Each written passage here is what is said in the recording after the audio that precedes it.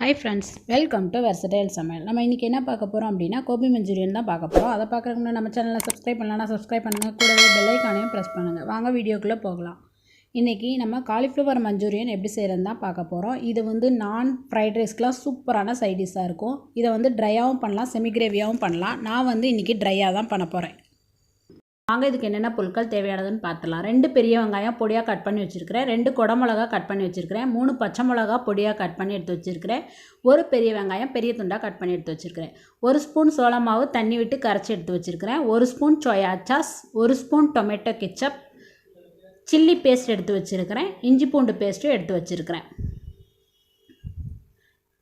இப்போ நம்ம வந்து காலிஃப்ளவரை வேக வைக்க போகிறோம். அதுக்கு வந்து ஒரு பேன் வச்சு அதில் நல்லா தண்ணி ஹீட் பண்ணி வச்சுருக்கிறேன். பாருங்கள், தண்ணி நல்லா கொதிக்குது. இப்போ இதில் வந்து 1 ஸ்பூன் மஞ்சள் தூள் சேர்த்துக்கலாம், கொஞ்சமாக சால்ட்டும் சேர்த்துக்கலாம். 200 கிராம் காலிஃப்ளவர் எடுத்து நல்லா சின்ன சின்ன துண்டாக கட் பண்ணி எடுத்து வச்சுருக்கிறேன். அதை வந்து இந்த கொதிக்கிற தண்ணியில் போட்டு மூடி வைக்க போகிறோம் ஒரு 15 மினிட்ஸ். அதுக்கு தான் தண்ணியை வந்து நல்லா கொதிக்க விட்டுருக்கேன். பாருங்கள், நல்லா கொதிக்குது. இப்படி நீங்கள் போட்டு மூடி வச்சிட்டிங்கன்னா அந்த ஹீட்லேயே வந்து காலிஃப்ளவர் நல்லா வெந்துடும். இப்போ நம்ம காலிஃப்ளவரை சேர்த்துக்கலாம். சேர்த்து மூடி போட்டு மூடி வைங்க. 15 மினிட்ஸ் இருக்கட்டும்.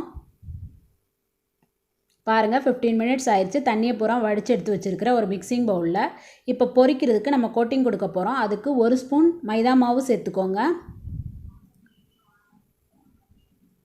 1 ஸ்பூன் சோள மாவு சேர்த்துக்கோங்க,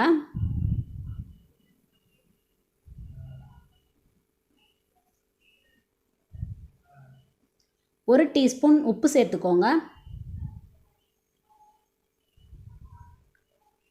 1 ஸ்பூன் வினிகர் சேர்த்துக்கோங்க,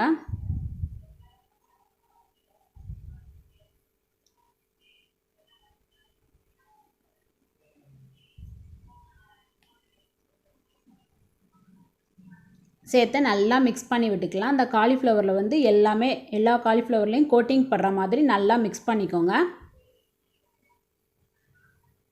பாருங்கள், நல்லா மிக்ஸ் பண்ணியாச்சு. காலிஃப்ளவர் பொரிக்கிறதுக்கு ரெடி ஆயிடுச்சு. இப்போ நம்ம கடாய் வச்சுக்கலாம். அதில் ஆயில் விட்டு ஆயில் ஹீட் பண்ணலாம்.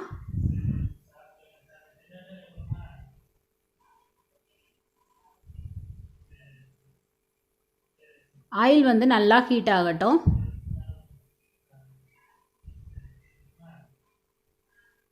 பாருங்கள், ஆயில் நல்லா ஹீட் ஆயிடுச்சு. இப்போ நம்ம காலிஃப்ளவரை சேர்த்துக்கலாம். பேட்சாக பொரிச்சு எடுத்துக்கலாம்.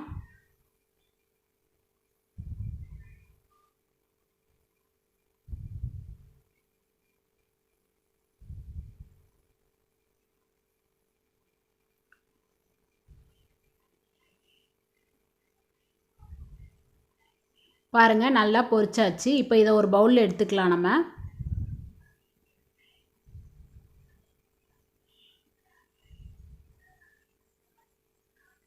நல்லா கலர் மாதிரி ப்ரௌனிஸாக வந்துருச்சு. வரவும் தான் எடுக்கணும். பாருங்கள், அந்த மாதிரி வந்த விட்டு நான் எடுத்துக்கிறேன் ஒரு பவுலில். இப்போ நம்ம கிரேவி பண்ணிடலாம். அதுக்கு பேன் வச்சுக்கோங்க. அதில் 2 டேபிள் ஸ்பூன் ஆயில் விட்டுக்கோங்க.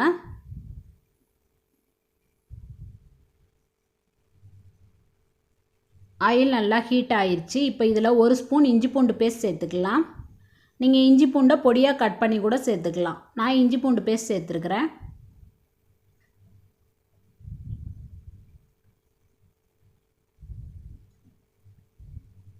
பச்சை மிளகா பொடியாக கட் பண்ணி வச்சுருந்தோம் இல்லையா, அதையும் இதில் சேர்த்துக்கலாம். சேர்த்து நல்லா மிக்ஸ் பண்ணி விடுங்க.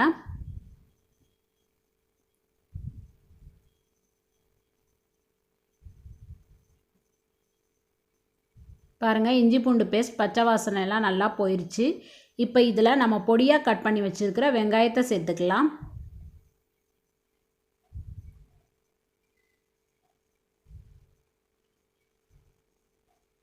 வெங்காயம் லைட்டாக கலர் மாற அளவுக்கு நல்லா வதக்கி விடுங்க.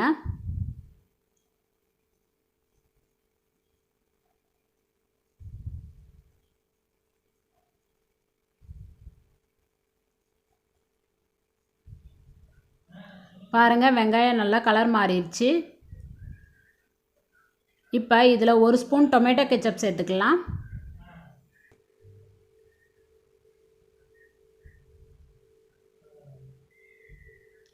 ஒரு ஸ்பூன் சோயா சாஸ் சேர்த்துக்கலாம்.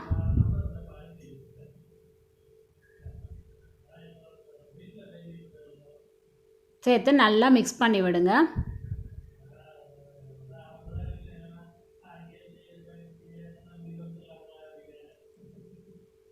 இப்போ இதில் 1 ஸ்பூன் சில்லி பேஸ்ட் ஆட் பண்ணிக்கலாம். சில்லி பேஸ்ட் பார்த்தீங்க அப்படின்னா 6 காஞ்ச மிளகாவை கொஞ்சமாக தண்ணி விட்டு 1 ஸ்பூன் வினிகரும் விட்டு நல்லா ஒரு அரை மணி நேரம் ஊற வச்சு அதை ஒரு பேஸ்ட்டாக அரைச்சி எடுத்துருக்கிறேன். அதான் வந்து சில்லி பேஸ்ட்டு. காரத்துக்கு ஏற்றாப்புல 1 ஸ்பூன் மட்டும் சேர்த்துக்கோங்க. சேர்த்து நல்லா மிக்ஸ் பண்ணி விடுங்க. இதில் கொஞ்சமாக தண்ணி ஆட் பண்ணிக்கலாம். அதோட பச்சை வாசனையெல்லாம் நல்லா போகட்டும்.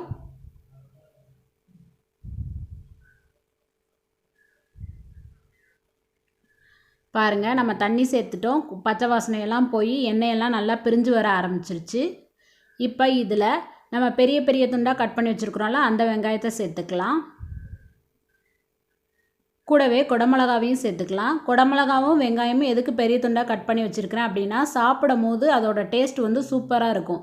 அதனால தான் இதை கடைசியாகவும் சேர்க்குறோம். கொஞ்சம் பெரிய பெரிய துண்டாகவும் கட் பண்ணி எடுத்து வச்சுருக்கிறேன். நல்லா மிக்ஸ் பண்ணி விடுங்க.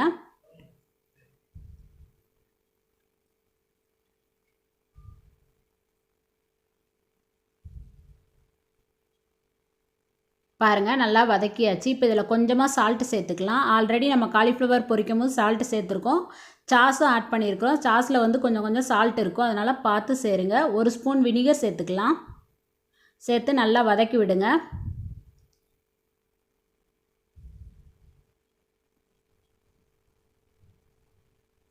இப்போ இதில் நம்ம கரைச்சி வச்சுருந்தோம் இல்லையா, 1 ஸ்பூன் சோள மாவு, அதையும் சேர்த்துக்கலாம்.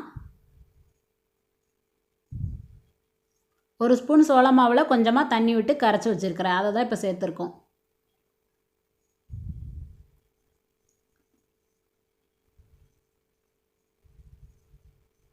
கொஞ்சமாக தண்ணி ஆட் பண்ணிக்கோங்க. நல்லா மிக்ஸ் பண்ணி விடுங்க. இந்த வாடையெல்லாம் கொஞ்சம் நேரம் போகட்டும். பாருங்கள், இந்த பச்சை வாசனையெல்லாம் போயிடுச்சு. இப்போ நம்ம பொரிச்சு வச்சுருக்கிற காலிஃப்ளவரை இதில் சேர்த்துக்கலாம்.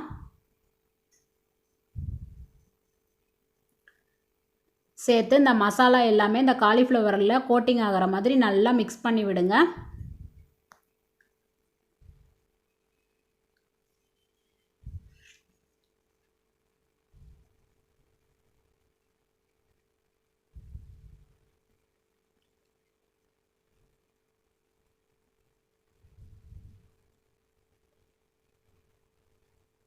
பாருங்கள், நல்லா மிக்ஸ் பண்ணியாச்சு. இப்போ கடைசியாக இதில் கொத்தமல்லி இலை சேர்த்துக்கலாம். உங்கள்கிட்ட வெங்காயத்தாள் இருக்குது அப்படின்னா நீங்கள் அதை கூட சேர்த்துக்கலாம்.